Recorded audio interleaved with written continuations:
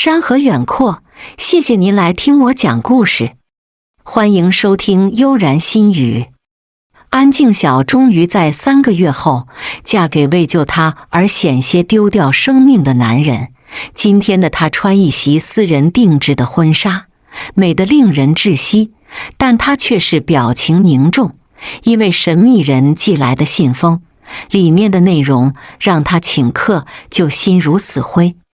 她以为自己遇到了真爱，原来不过是周伯远为了给外面女人一个保障，才有目的地接近自己。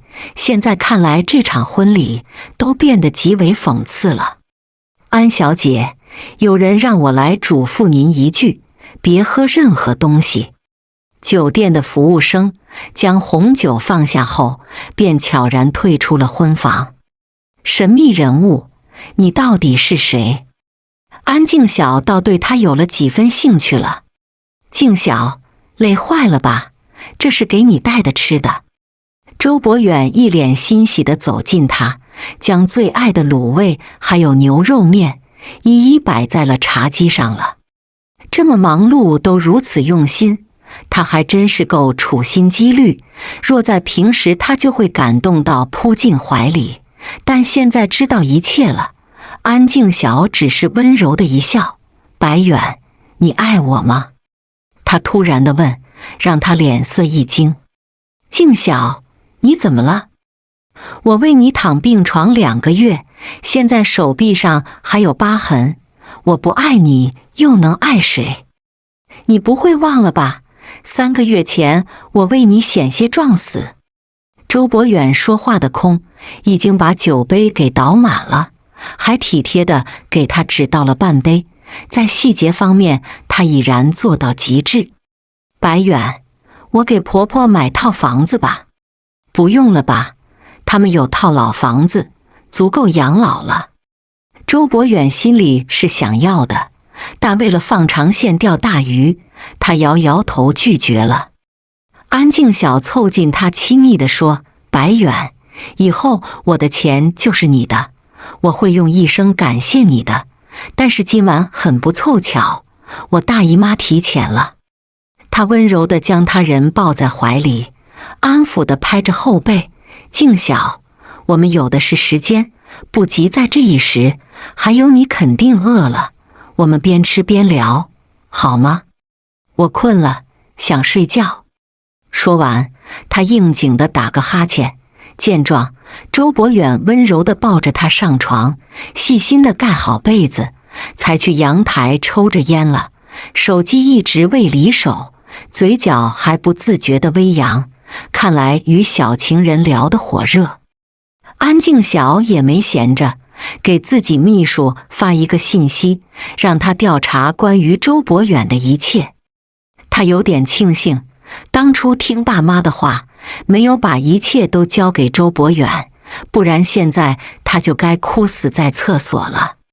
结婚的当晚就同床异梦，他觉得真的够讽刺。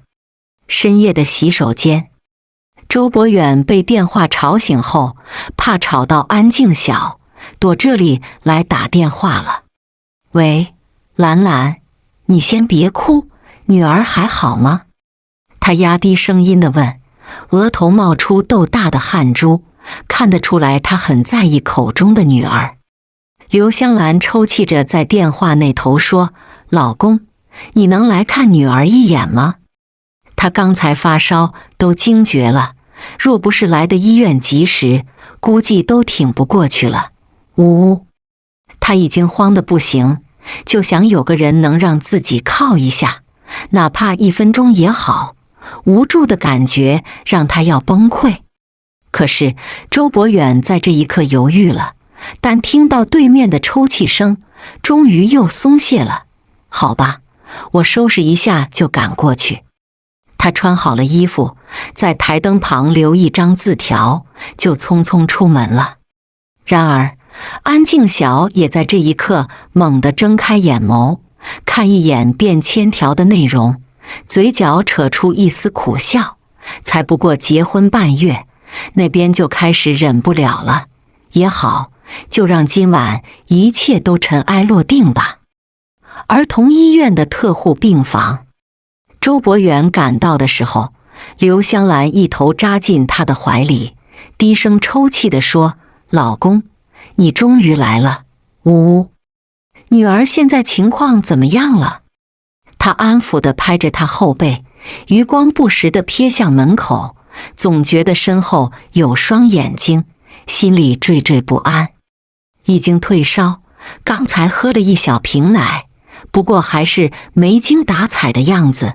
老公，女儿不会烧出毛病吧？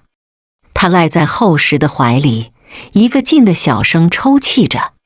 周伯远轻柔地抚着他额头，低声说：“要相信医生，女儿会一切没事的。还有，这样的事以后不要做了，我怕被他发现，万一前功尽弃，你和女儿的后半生可就要吃苦了。老公，那你快走吧，好好照顾好自己。我这边你不用担心，我和女儿都会好好的。”刘香兰乖巧懂事的想要推他离开，这番操作倒更激起周伯远的保护欲。他一把将他拽进怀里，低头就是一顿的热吻。正当他们投入的时候，门被猛地推开了。安静小一脸淡笑地望着他们：“我来瞧瞧小家伙，大晚上的来住院，是不是爸妈坏透的缘故呢？”周伯远，你还不介绍一下，他们到底是谁？周伯远一把推开怀里的人儿，疾步走向了他，一脸笑意的解释：“静晓，这是朋友的妻儿。我就是顺道来看一眼，本来就想直接去公司，现在我们一起走吧。”他留言的是去公司召开紧急会议，完全没预料到安静小会提早醒来，现在才清晨4点，这个理由他都觉得站不住脚了。安静小用指尖将他推远，才悠悠地说：“周伯远，我分明听到他叫你老公，你照顾朋友妻儿，都这么尽心尽力吗？还有，万一被他发现，就前功尽弃了，那个他可说的是我呀。”他温柔地朝他们一笑，就更让周伯远心慌了。他还想试图掩盖，就见安静小走近着刘香兰：“你好，我是周伯远的妻子，你刚才叫他老公，那么问题来了，要么是他犯重婚罪，要么你就是冒牌货，请问你是哪个？”刘香兰抽泣一下，才慢吞吞地说：“我是周伯远的前女友，孩子不是他的，我想着找他求复合，而他是严词拒绝的。安小姐，我们孤儿寡母的很可怜，你能给我一些钱，我保证走得远远的，再也不出现在你们面前了。”为了圆过去，他只能把感情隐藏起来，假装仕途钱而来的坏女人。周伯远，是这样吗？安静小一脸狐疑地望着他，都演到这份上了。周伯远抬手给了刘香兰一巴掌，这声音把床上的女儿吵醒，她睁着水汪汪的大眼，一脸兴奋地喊：“爸爸！”7、8个月的孩子伸手求抱抱的样子，让安静小都要心软了。而一旁的周伯远却还一本正经地否认：“静晓，小孩子容易认错，见个男人就叫爸爸，我们还是别打扰他们母女休息了吧。”刘香兰是吧？你不光是他的前女友，还是他的地下情人，至于这个女儿也是他的，对吧？安静小的一番话让他们俩都惊呆了，尤其是周伯远，一脸狐疑地打量着他。还没等有解释的机会，李秘书和公司的法务已经带着东西走进来了。只要眼睛不瞎，都能看出来是有备而来的。原来他们早就暴露了。静晓，你这是什么意思？周伯远一脸委屈地问。赵法务一脸严肃地走到他面前：“周先生，我们已经掌握你找车撞安小姐的证据，还有你跟他们母女的实质性关系，安小姐已经起诉你故意伤人罪和重婚罪。静晓，我是你丈夫，这里面一定有误会。他想要拉住她的手，却被安静晓直接躲开了。他冷厉地扫一眼全场，周伯远，我们离婚吧。现在指尖碰一下，他都觉得很脏。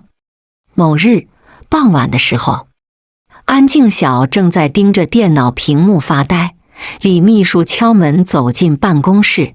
安总，董事长给您安排了3场相亲，现在应该出门了。还有事吗？他显然在搪塞。李秘书将一份法院判决书递给他看，维持不到1个月的婚姻就这样惨淡收场了。安静晓不禁苦涩，扯出一丝笑，看来他是注定寻不到真爱了。听说市里新开一家酒吧，他慢吞吞地说。李秘书点点头，安总，那今晚的相亲饭局，您是打算失约还是改在下次？李秘书，要不你替我请张总吃个饭，就别再约下次了。好的。安静晓是送李秘书去相亲餐厅的，而他拐个弯直接步行去了附近的酒吧。谁料天气突变，他在毫无遮挡的情况下被浇一个落汤鸡，而他也没想再找地方躲雨，就这么傻傻地处在原地，雨水和泪水交织在一起，正好可以大哭一场了。站在路中央淋雨，你傻吗？头顶出现一个黑伞，安静晓仰头望去，竟是一个脸色严峻的男人，从通身的气场可以预测他是个不好惹的人。我没求你给我撑伞吧？安静晓正愁没人发火，直接对回去了，而男人也没脑地挤出一丝冷笑。小姐，是你挡着我路了，要不是我及时刹车，你估计这会就该是被撞飞数十米，是否能留个全尸就看你的造化了。你在诅咒我？他嘟着嘴瞪他一眼。男人笑着摇摇头，不想死，不想连累旁人，就躲远点淋雨。他把伞交给他后，便潇洒地回到车里，再见他一身雨水后，豪车扬长而去了。真是个可恶又没礼貌的男人，他不禁在心里暗骂着。安静晓撑着伞走进了女装店，随意挑一件长裙换上，在付账的时候，他笑呵呵地说：美女，这把伞的主人让我跟你说句话，他对你倾慕已久，希望你能给他回个电话。因为是私人定制的雨伞，一看就是有身份的人，而安静晓手里有他口袋里掉落的名片，便一并给了收银员，最后被一脸感激地送出女装店。看来他总算是做一件促成姻缘的大好事。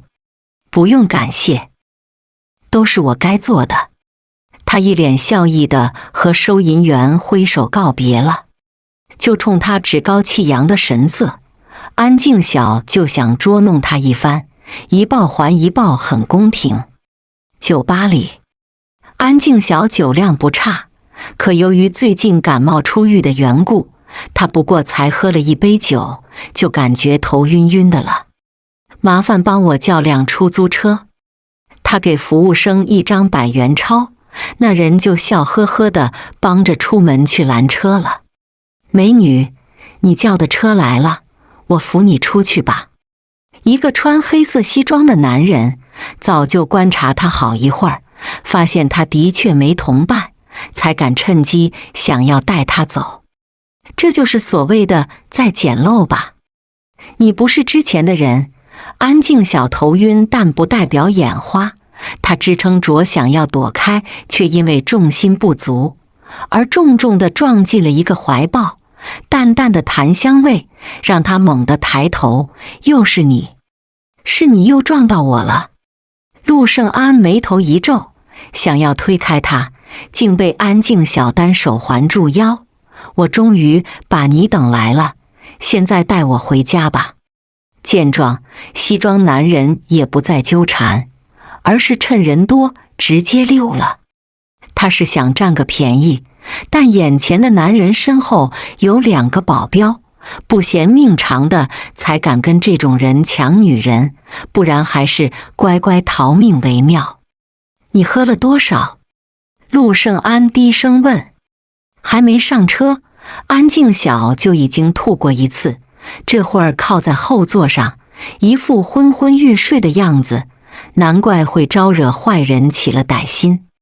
不多，也就半瓶红酒。安静晓话说一半，就晕沉沉的睡着了。他突然想起来，去酒吧之前，自己刚喝过感冒药，是那种喝了让人打瞌睡的药。喂，陆胜安本想问他家住哪里，但一旁的司机却发现端倪。“陆总，这位小姐好像是董事长夫人给您安排的相亲对象，是安氏集团的独生女。”“如此，你知道她住哪里吗？”陆胜安问道。司机摇了摇头。豪门家的子女都是有极强的隐私性，名下不会只有1套房子。安家虽然不算很有钱，但好歹也算个豪门，所以根本不可能让外人随便就知道安静晓住哪里。“那就把她送酒店。”陆胜安用手揉一下太阳穴，他找了她整整6年，原来这些年他一直生活在国外，难怪在国内找这么久都一无所获。司机把车停稳，欲言又止地望一眼陆胜安，有话就说。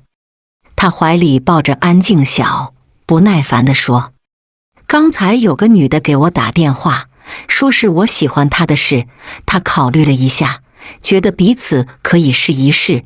陆总，您要走我的名片，不会就是为了让安小姐捉弄我吧？”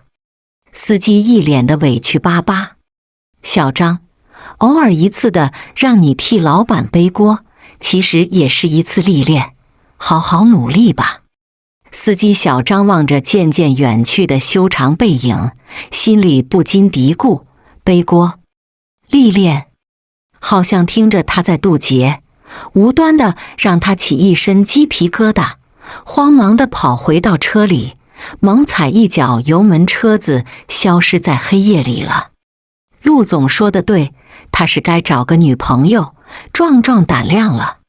隔日清晨，安静晓被一阵敲门声吵醒。“谁呀？”他微睁眼眸，不悦地问。“小姐，您订的客房12点退房，现在是12点05分了。”门外的保洁阿姨趴在门口的说。“哦，你等我5分钟。”安静晓看一眼还算整洁的衣服，不仅长吁一口气，拿着属于她的物品下楼去办退房了。“安小姐，昨晚送您来的先生长得很帅，是您男朋友吗？”前台一脸艳羡地问。因为这家酒店与安氏企业常年有合作，所以前台与安静晓比较熟，也敢问一下八卦的话。“不是。”安静晓拿好身份证就急匆匆离开了。他前脚走出酒店，李秘书也刚好开车停在门口，见他脸颊绯红，忍不住地问：“安总，你脸红扑扑的，不是发烧了吧？”从酒吧来到酒店，很难不让人联想会发生意外的惊喜吗？“没有，就是觉得很累。”他尴尬地轻咳一声，才又说：“那个今天还有重要的工作安排吗？”安静晓明显有些精神恍惚，就让李秘书不禁怀疑，昨晚一定发生了妙不可言的事了。“你除了有2个相亲对象要见，别的就没啥重要的事。您忘了，今天是周末，我想直接回家。”李秘书调转车头，边开车边八卦地问：“安总，在酒吧是不是结识新朋友了？确实有一个新朋友，他人很不错。李秘书，要不要我介绍给你认识一下，好抚慰你的少女心？安静晓一脸诚意地朝他笑笑。李秘书忙摇摇头，安总，我一直坚持单身主义，所以您还是别为难我了。周伯远情人的事怎么处理的？安总，除了他住的那套房子，其余的都被法院没收财产。即便没了周伯远的庇护，应该也不会过得太惨。安静晓微叹口气，他犯了错去坐牢，祸不及孩子，这事就这么结束吧。他从未想过赶尽杀绝，但欺骗自己的人就一定要接受惩罚，这是自己的底线。小公寓里，刘香兰怀里抱着女儿，哭肿眼地盯着一对中年夫妻，惨戚戚地说：爸妈，你们把房子卖了，我跟豆豆住哪里呀？来人是周伯远的父母，正打算把房子卖了，拿钱回老家养老呢。周妈妈瞪一眼他，不客气地说：我们没你这样的儿媳妇，都是因为你，我儿子才会去坐牢，也都是怪你，我儿媳妇才会跟他离婚闹僵。你现在还想当周家的儿媳妇？呸！我们周家要不起你。那豆豆你们总不能不管吧？他可是周家的孩子，也或许就是周伯远唯一的骨肉。他话才说一半，就被周妈妈打了一巴掌，雪白的脸蛋显出5个手指印，把怀里的孩子都给吓哭了。别再哭了，真是吵死了。你们母女都给我滚，不然我们就报警，告你一个非法占用住宅。不由刘香兰辩解，她和孩子的衣服以及一个行李箱都被扔出门外了，而他们母女也被无情地推出去了。周伯远被抓，他这一次真是无家可归了。他抱着孩子站在大街上，天空正下着淋淋细雨，顾不得多想。刘香兰抱着孩子跑屋檐下躲雨去了，而来不及带走的衣服早已经被雨水淋湿，变得一片狼藉了。他抱着女儿哭得泣不成声，而这一切的悲剧都是来自于安静晓。刘香兰心底发毒誓，一定会让安静晓付出惨痛的代价。安家老宅，安静晓急匆匆回来瞧女儿，却发现她好端端的在吃饭，而非母亲说的那样被开水烫到手了，被诓骗回家，让她不自觉地皱眉头了。我不骗你，你能老实的回家？妈，那你也不能拿雪儿开玩笑，万一真被念叨的烫到手，还不是您疼得掉眼泪？安静晓抱着女儿，亲昵地蹭一蹭，父母把女儿养得很好，这才让她能安心地去工作。想不到今天竟舍得拿外孙女扯谎了。安妈妈没好气地白她一眼，你几次爽约相亲，已经成惯犯了。若是能听话一次，我至于这么做吗？我这次就给你2个选择：一，现在就去相亲；二，把女儿带走，自己的孩子以后自己看。安静晓看一眼严峻的形势，笑呵呵地抱着母亲的胳膊：妈，都是亲母女，不至于这么赶尽杀绝吧？别给我打马虎眼，要不要相亲给我一个准话？安妈妈气鼓鼓的双手叉腰，一脸严肃地盯着女儿。这臭丫头6年前偷偷生下雪儿，问她孩子的父亲是谁，竟说她也不知道，因为那天晚上突然停电，又加上情势危急，所以并没有看清男人是谁。然而在她这个当妈的看来，这个男人明摆着就是不想负责任。妈，我这刚离婚不久，能不能让我缓一缓？安静小小声地求着。你不会忘不掉雪儿的生父吧？安妈妈眉头一蹙地反问。妈，餐厅订的哪一家？安静小一咬牙地说。早就发你微信上了，早去不用早回，我们不留你的饭。安妈妈抱着外孙女，当着女儿的面砰一声关门了，这是得有多盼着她不回家呀。一家音乐餐厅。安静小赶到的时候，陆胜安正在打电话，待两人能坐在一起时，他才一脸惊讶地说，我的相亲对象是你。应该没错，安小姐，我们又见面了。陆胜安将菜单递给他，一脸的笑意，竟让他脸颊一片绯红。那晚是你送我去的酒店，谢谢啊。小事一桩。他在倒茶的时候，一张名片不小心掉在地上，安静小低头捡起来，看一眼上面的地址，惊讶地望着他，你是那个神秘人？嗨，陆胜安没有想到马甲掉得这么快，更没想到小张竟蠢到用真实的地址。你偷偷调查周伯远，是不是有啥癖好？对了，你不会找人偷窥我一举一动吧？安静小一脸惊恐地看着他，却被陆胜安用指尖敲一下额头。我从未调查过任何人，关于周伯远的事，我也是无意间发现的。当时发现你是我的相亲对象，虽然爽约了，但也不想你被他这么欺骗，所以才想以寄信的方式通知你。怎么这也能惹你不高兴？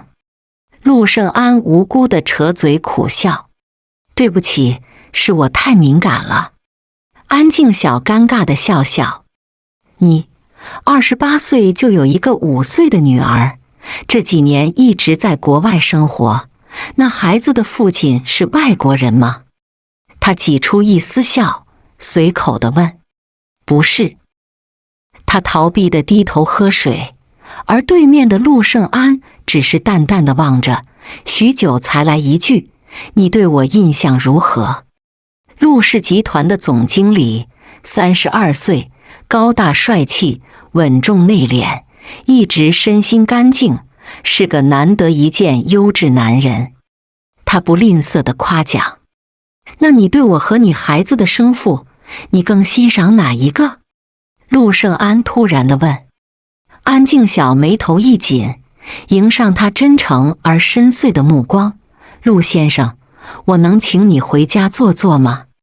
简单吃过晚饭，他们就开车去到他住的小区，公寓不大，是个120平的小房子。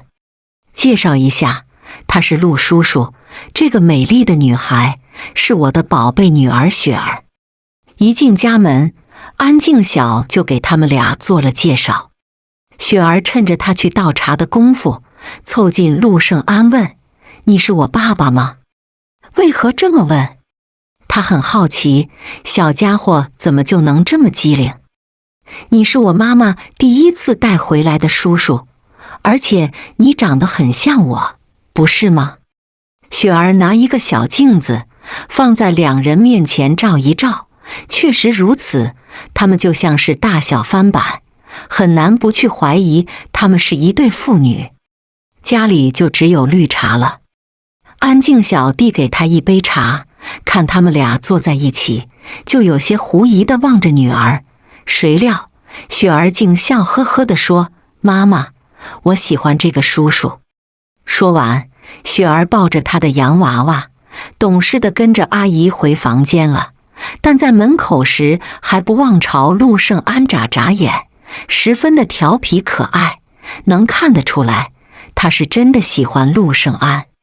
陆先生，你也看到了，我女儿是妥妥的中国人，至于我和她生父的事，其实就是一个意外。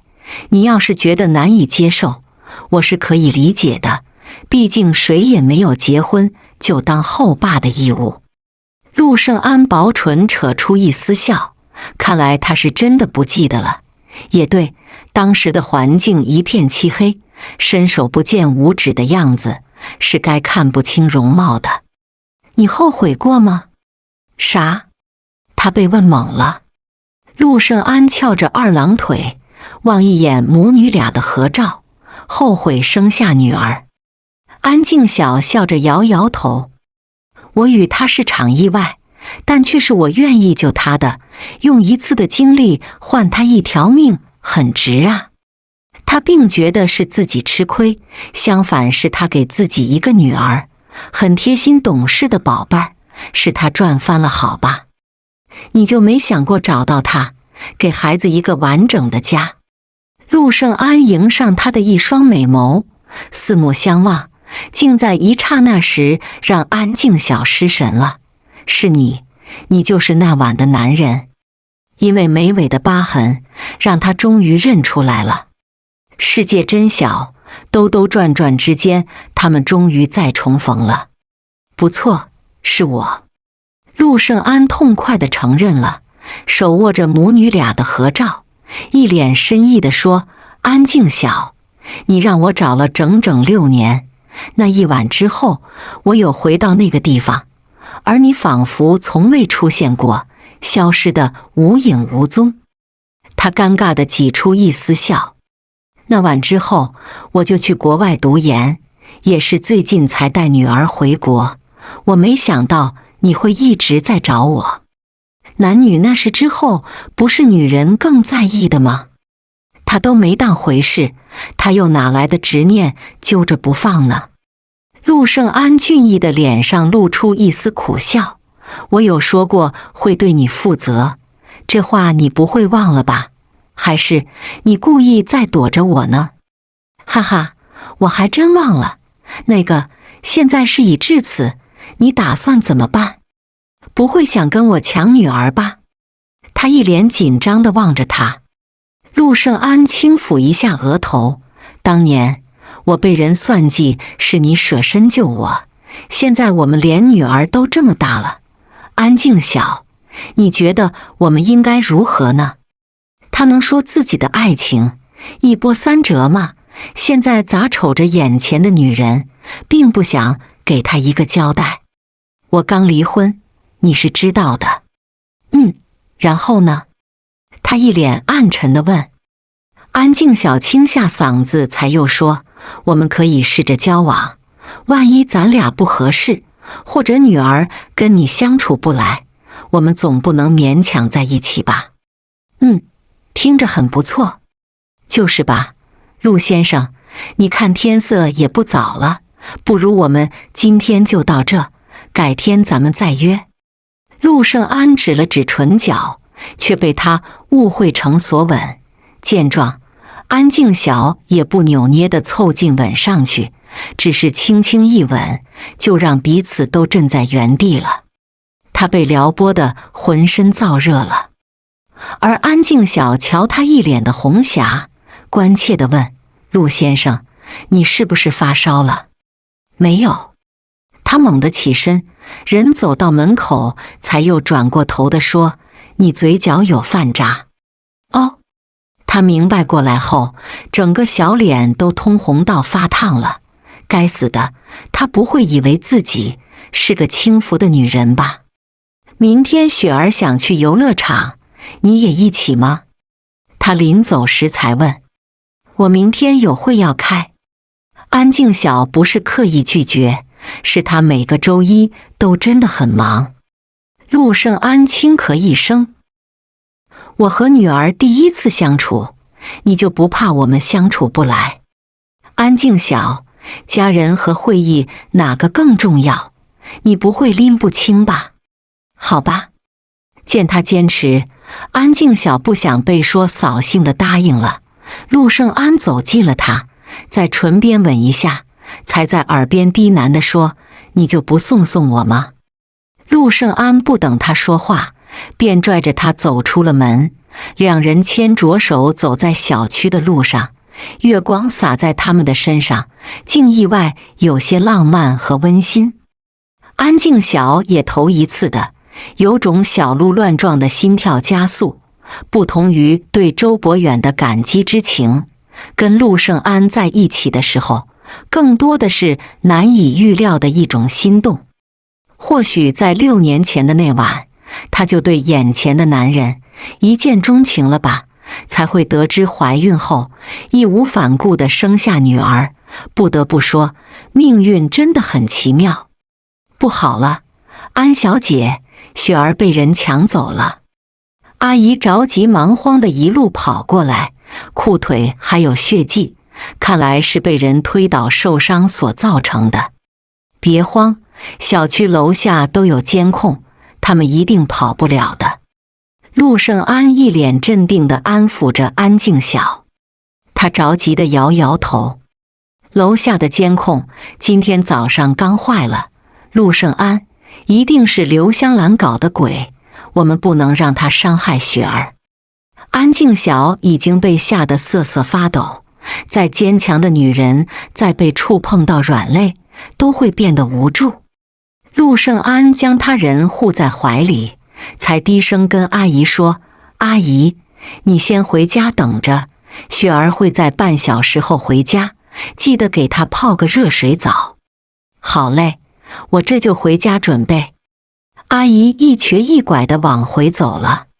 相信我，我一定把雪儿平安地带回来。陆胜安在安抚她一番后，便转身往门外走，却被安静晓从身后拽住手。我跟你一起去，在家里等着我更加煎熬，求你了。好。陆胜安在接通一个电话后，两人便开车去了附近的平房区，据说是刘香兰现在的住所。一进屋，里面臭气熏天，雪儿和刘香兰的女儿正在床上一起玩，看两个孩子都安然无事，安静晓终于长吁一口气了。陆胜安，谢谢你。他温柔地将他人揽进怀里，才低沉地说：说什么傻话，我就自己的女儿需要哪门子感谢，要是你真想谢我的话，以后就对我热络一点。好，还他爸。安静晓感动地在他怀里靠一靠，如此的美好，让刘香兰又发狂了。她气鼓鼓地朝他们丢酒瓶子，陆胜安眼见躲不开，与安静晓调换了位置，酒瓶子直接打在他后脑勺，砰一声传来玻璃掉落一地的声音，而他的脑袋也渗出来一丝血迹，幸好穿的一件黑衬衣，才没有吓到安静晓。我没事。他笑呵呵地安抚他说。几个保镖怕再出现啥意外，直接将两个孩子带上了车，而一旁的刘香兰发疯一般地喊着：别抢走我女儿，你们这一群恶魔！安静晓，你抢走我的男人，害我无家可归，现在又想抢走我女儿，你就不怕遭报应吗？安静晓几步走近着他，而身后的陆胜安用手环住他的纤腰，给他最大的安全感。刘香兰，你的男人犯了法，是他咎由自取。至于你的房子，是你自己守不住，可不要怨我。还有，你这次绑架我女儿，即便她没有受到任何的伤害，我也不会纵容你，你就等着去警局吧。哈哈，你就是恨我抢走了周伯远，才对我赶尽杀绝。安静晓，你说的冠冕堂皇，要不是你有钱，你身后的男人会喜欢你，会想娶一个未婚妈吗？他不过是第二个周伯远，我诅咒你永远得不到。他话才说一半，就被赶来的警察用手铐给铐住双手带走了，一场闹剧就这么烟消云散了。两人回到车里，陆胜安望一眼身后已经睡熟的女儿，才低声地问他：没吓坏你吧？还好，他只是强装淡定罢了。陆胜安启动车子，行驶在宽敞的路上，许久才突然地说：安静晓，我不能允许这样的事再发生，所以你跟女儿必须跟我住一起，否则我会寝食难安。我考虑一下。他现在慌得一批，哪还有心思考虑同居的事？陆胜安稳稳地将车子停在路边了。见状，安静小狐疑迎上他的目光，突然停车，是没油了吗？还是他哪句话说错了？我是通知你，而非征求你的意见。他一脸淡然地说。安静小扑哧一声笑了。陆胜安，你就这么着急吗？我急吗？他冷着脸地反问。分别6年，他才好不容易找到母女俩，已经算相当迟钝了，好吧？安静小一脸笑意地凑近着他，近在咫尺时，他温柔捧住他的腮，才柔声细语地说：孩他爸，是我很急了行吗？我一刻也等不了的，想跟你住一起了。全剧中，